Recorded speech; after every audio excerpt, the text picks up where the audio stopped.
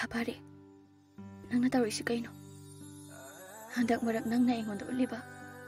Nang ginaw na taw si kaino ha. Kaino ba? Thôi, ai kaisu tawdi. Ai kaisu hongde. Nang ne henjina khanjin be ki orangani. Adudi kaigi. Ai na every the message tharabasu. Call tawrabasu. Nang reply amata piri si kaigino. Ha. Kaigino ba se? Nang na pamli se. Ai na wan len kibadura. Thôi, ai adum na khan kiba leite.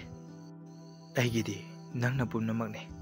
Ai gidi nang na ahobasu aroi basu ne thôi. Adudi karigi asuk ko hiraba matam se. Ifamdagi na thaiduna cheliba. Masiro nang na ibanu siba. Thapari, ai ki kari ira nano. Nang na ifamda asuk waba maisa hapiri sibo.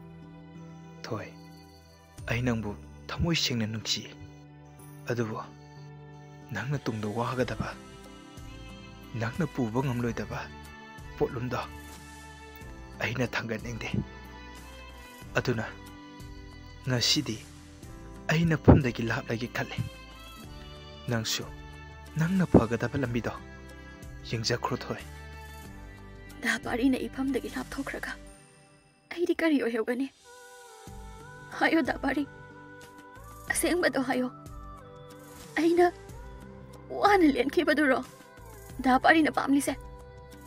Thôi, ai adumadi khandi. Aina pambadi. Nangna nungaina leikibaduni. Nangna wana leiraga. Nangi Thapari na karamna nungaina leigani. Thôi, nangi Thapari pudi lana logono. Nangi nungaigadaba lambi ama tikro. Thapari, ai nungsibada kari awat balai krake. Natraga aina kari asoiba aran batau ki banano. Ngasi Thapari na ifamda aina puba ngamloi da polum mama thangat piri basibo. Aina phana asoiba aran batau ki balai rabasu. Ai bu amuk tadi semdok bagi tanja do. Bibiyo Thapari. Thôi, nang kari su soidi. Nangna aran batau ki basu leite. Aina ngasi nafamdagi lapthoklage haina khallibase. Nangi tungi punsida nungaina leikinabane. Thôi, nangi Thapari na hairiba amukta ti yabiyo kaidobage. Thapari, nangni ifamda chaliba paukhongsi karino. Amukta di ifamda asengba do haibiyo. Maduna aigi apian boy jarage Thapari. Thôi, ai sabi positive oiraba misakne. Masina maram oiraga nangi tungi punsigi khallaga aina khongthanga se laukibane thoi. Ha. Kari. Ai sabi positive. Thapari. Aina thoi bu thamoi sengna dusi. Sangkraba punsi lambise. Nanga putna saminaduna. Ai khoi hani taki oiba sangsaraduda.